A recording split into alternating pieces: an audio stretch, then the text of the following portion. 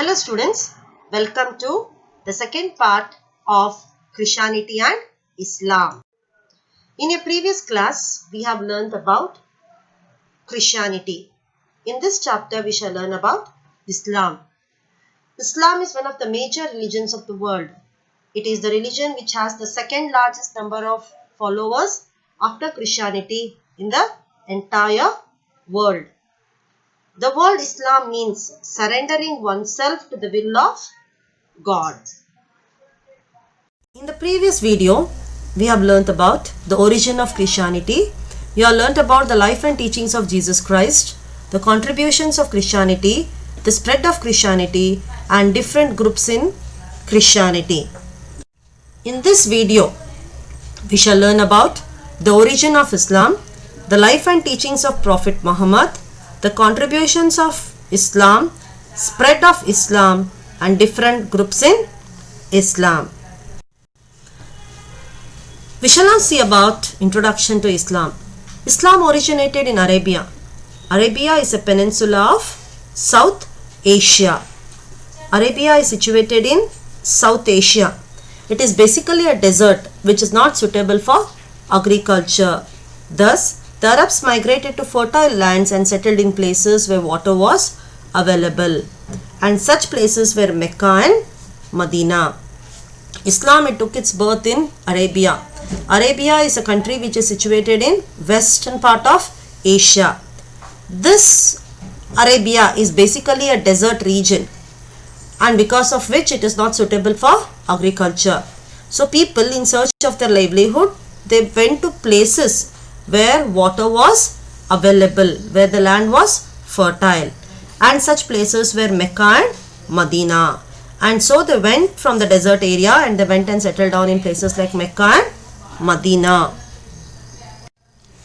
We shall now see about the conditions in Arabia before the birth of Prophet Muhammad. Before Prophet Muhammad was born, let's look at what were the conditions in Arabia.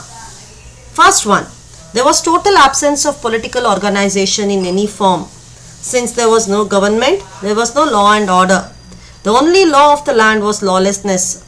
Tribalism took precedence over ethics. Since Arabia did not have a government, and since the Arabs were anarchists by instinct, they were locked up in ceaseless warfare. War was a permanent institution of the Arabian society. The Arabian society before the birth of Prophet Muhammad was mainly a tribal society. They did not have an organized form of government, and so they did not have an organized form of government. There was no even law and order also. Most of the time these tribes were always at fight with each other. War had become a permanent institution in the Arabian tribal society. We shall now see about how were the economic conditions. Slavery was a common economic institution of the Arabs. Male and female slaves were sold and brought like animals, and they formed the most depressed class of the Arabian society. Slavery was a very common practice that was followed in the Arabian tribal society. Most of the slaves were treated like animals, and these slaves formed the most depressed and neglected class of the Arabian society. However, the most powerful class of the Arabs were the capitalists, means the rich people, and the money lenders. They formed the most powerful class of the Arabian society.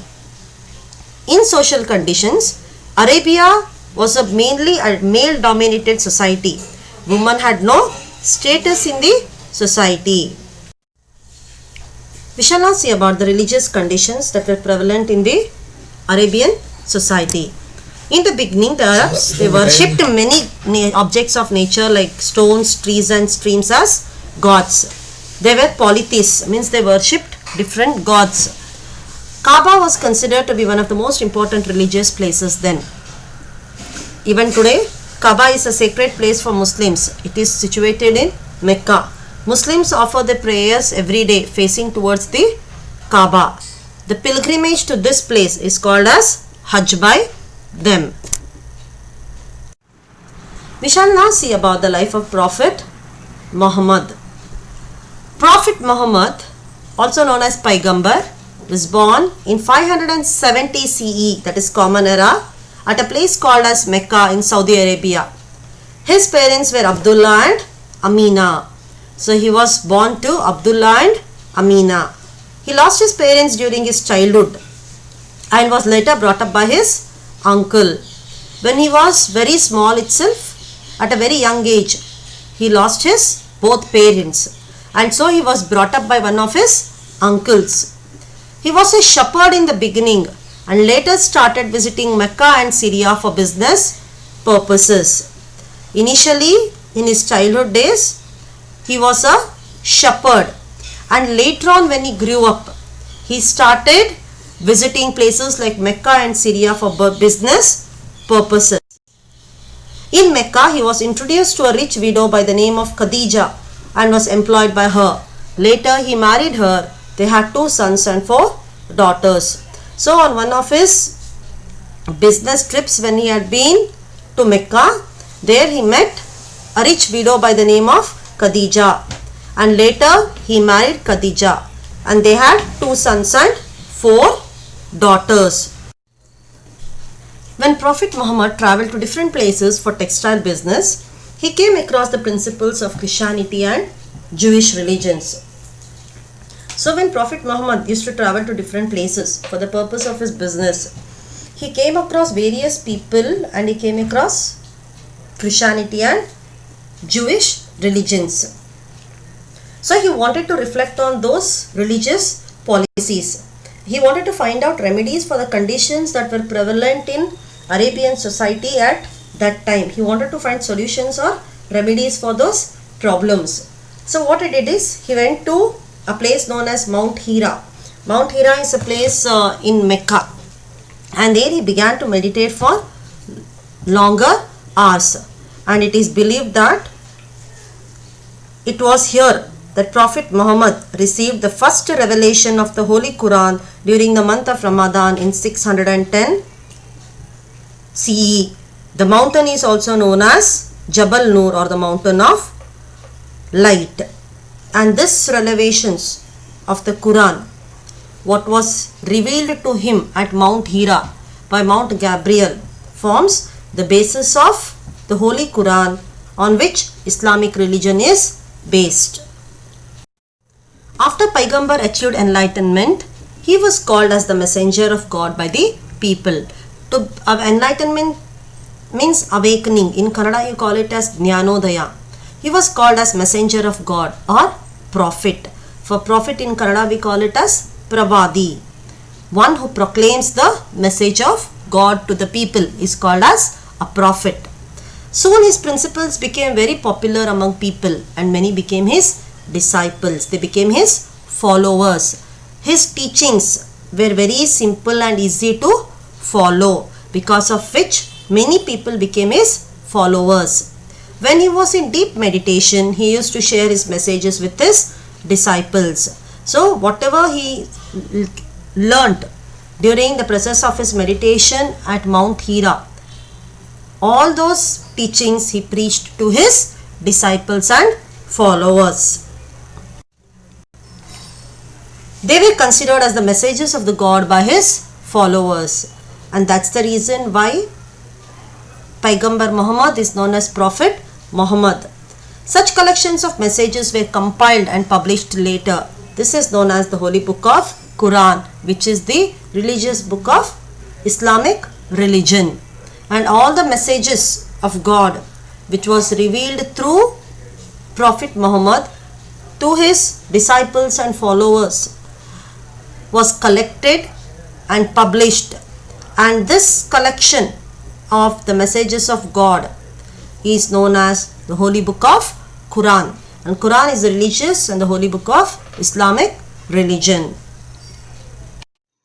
Later, Paigambar started preaching his principles in Mecca. When Paigambar opposed polytheism strongly, the enraged people of Mecca conspired to murder him. So he left Mecca and went to Medina in 622 CE. This incident is known as Hijrah, that is the departure, and Muslims reckon this as the Hijri era, that is the Islamic lunar calendar is based on Hijrah. So Muhammad Paigambar, he started preaching his principles in Mecca. When he opposed the polytheism that was practiced in Arabia. In Arabia at that time, people believed in different gods. They worshipped different gods. But Prophet Muhammad opposed polytheism and gave stress on monotheism. Monotheism means worship in one god. This enraged the people, means this made the people to become very angry over in Mecca. So they all decided to murder him. So when he came to know this, he left Mecca and went to Medina in 622. And this incident of he leaving Mecca and going to Medina is known as Hijrah or departure. And the Muslims reckon this as the Hijri era, that is the Islamic lunar calendar. The Islamic calendar begins from 622 CE.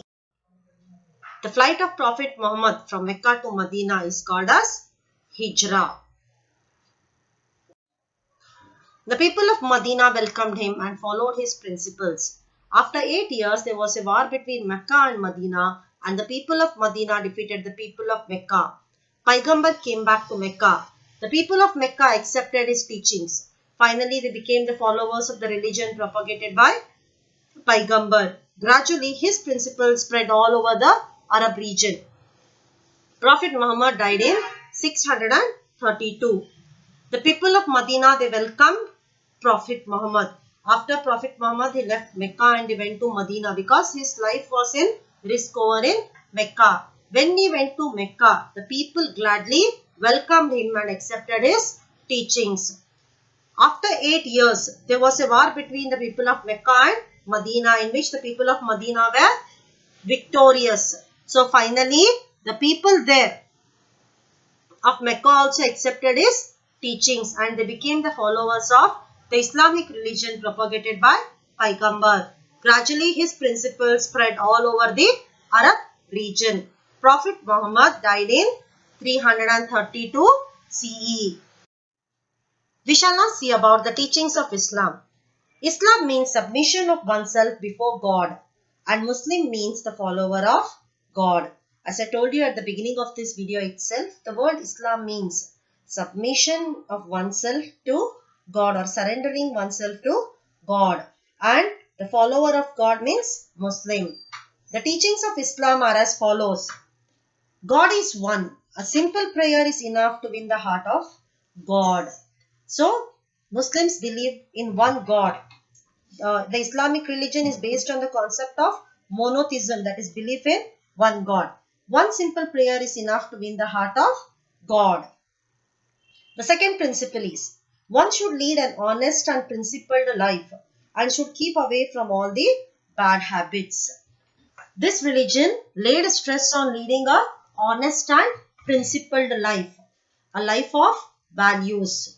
And this religion also stressed that one should keep away from all the bad habits and vices like drinking, gambling and others. The third important teaching of Islam is respect for women and compassion for the poor and weak. So, this religion stressed that one should have respect for women and should treat the poor and the weaker section of the society with compassion. So, the important teachings of Islam are God is one. God can be pleased with a simple prayer. The next one is we should lead an honest and principled life, a life filled with values. We should keep away from all the bad habits, and one should have respect for women and compassion for the poor and the weak.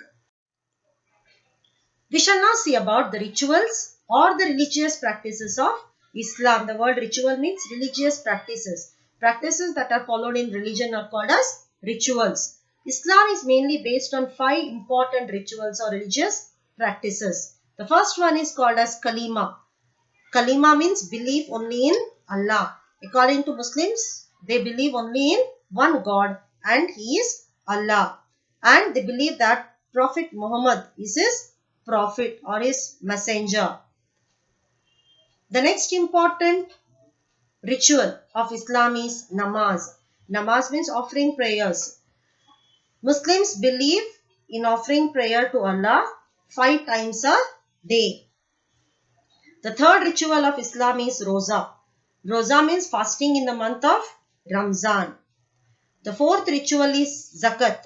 Zakat means they believe that a definite sum has to be spared in the income to give to the poor. Means sharing a part of our income to the poor is called as Zakat or giving alms. The last one is Hajj. Hajj is pilgrimage to Mecca once in lifetime. At least once in a lifetime, a Muslim is supposed to visit Hajj or to go on a Hajj to Mecca if he can afford it. So here, these 5 rituals that we learnt are called as the 5 pillars of Islam. They are declaration of belief in one God, praying 5 times a day, that is called as namaz, giving alms to the poor, that is called as zakat, and fasting during the month of Ramzan, that is called as Roza, and the last one is Hajj, that is going on a pilgrimage to Mecca at least once in a lifetime. So these are the 5 important rituals or religious practices of Islam, and they are known as the 5 pillars of Islam. After the death of Prophet Muhammad, the caliphs took over the responsibility of promoting Islam. Caliphs are known as the successors of Paigambar. With the sincere effort of caliphs, Islam spread from Spain to India within a century. The word caliph means, in Arab, successor or a spiritual leader of Islam, claiming succession from Prophet Muhammad. So after Prophet Muhammad passed away, the responsibility of promoting Islamic religion was taken over by the caliphs. The caliphs are known as the successors of Paigambar or Prophet Muhammad. The first caliph was Abu Bakr. With the sincere efforts of caliphs, Islam spread from Spain to India within a century. Because of the efforts put by these caliphs, just within a span of 100 years, Islam spread all over the world. Here on a map of the world, you can see the spread of Islam from 622 to 900 AD. The green colored part area of that you can see was during the time of Prophet Muhammad, and right from 632 to 900 AD. By that time, Islam had spread to almost all the nations, right from Europe to India. It had spread to different countries of the world. The reasons for such a fast growth, or the reasons why Islam could spread over to so many countries in such a short span of time, was simplicity of Islam. The religion of Islam was very simple. The ideals and principles that were laid down in the Islamic religion were very simple for the common man to follow, because of which it got a large number of followers. Second one, the efforts of caliphs to spread Islam. The caliphs or the successors of Prophet Muhammad, they took a lot of efforts to spread Islam. The third one, devotion of Muslims. The Muslims are very devoted people. They believe in the principles of Quran. It was this devotion that led to the growth of Islam. The third one, the religious interest of sultans. The sultans, whenever they captured any area or any new territory, there they tried to propagate the religion. And the last one was the conducive political situation. The political situation in Arabia at that time was very suitable for the growth of Islam. People wanted a strong system in their country, and Islam was able to bring all the people of Arabia united. So the political instability of Saudi Arabia at that time led to the faster growth of Islam. After accepting Islam, Arabs have been known for the following contribution: medicines for measles and other diseases and books on medicine. The Arabs, they wrote a number of works on measles and chickenpox and other diseases. They also wrote books on medicine. The Arab contribution, especially in the medieval ages, in the field of medicine is remarkable. The Caliphites under the Islamic Empire gave lot of scope for study of science and mathematics. In mathematics, algebra, statistics were invented by the Arabs. Even the Arabic numerals were also improved on by them. It was not only in the field of science and maths, but even in the field of geography and astronomy also they have made tremendous progress. The spread of knowledge built by medieval Arab and Persia in the field of geography and astronomy to other parts of the world is remarkable. From the beginning of the 7th century, the knowledge of geography was equally growing with the spread of Islam. A number of Arab travelers like Ibn Majid, he invented the compass, which was very much in use for finding out the directions. Islam influenced the art and architecture also. The features of Islamic architecture can be seen in the buildings built in Roman, Byzantine and Persian Empire. Islamic architecture is characterized by a few features which are even today also very famous in a number of architectural marvels. Like Islamic architecture is known for its minarets, it is known for its domes, it is known for its arches, for its intricate ornamental designs, for its vibrant colors. All these are important characteristics of Islamic style of architecture. And this Islamic style of architecture has influenced a number of buildings across the world. For example, in Bijapur itself, Gol Gumbaz, Ibrahim Roza and the Taj Mahal of Agra, they are all influenced by Islamic architecture. So, this is the contribution of Islam towards science, mathematics and art and architecture. Now we shall see about the sects in Islam or the divisions and different groups in Islam. Like in other religions, many sects can be found in Islam also. The most important among them are Shia and Sunni. Like how all the religions of the world are divided into different subdivisions. Similarly, in Islam also there are divisions. The most important among them are known as Shias and Sunnis. The successors of Muhammad Paigambar are known as Caliphs. They became the religious and political leaders of Islam after Paigambar. After the death of Muhammad Paigambar, the task of continuing the religious teachings was overtaken by the Caliphs. They were the religious successors of Prophet Muhammad, and the first Caliph was Abu Bakr. So far in this chapter, you have learnt about what were the conditions in Arabia that led to the rise of Islam, the earlier life of Prophet Muhammad, the teachings of Islam, the contributions of Islam in different fields, and the various divisions in Islam. If there are any doubts, we'll get it clear when the school reopens in your regular classes. Have a nice time. Thank you.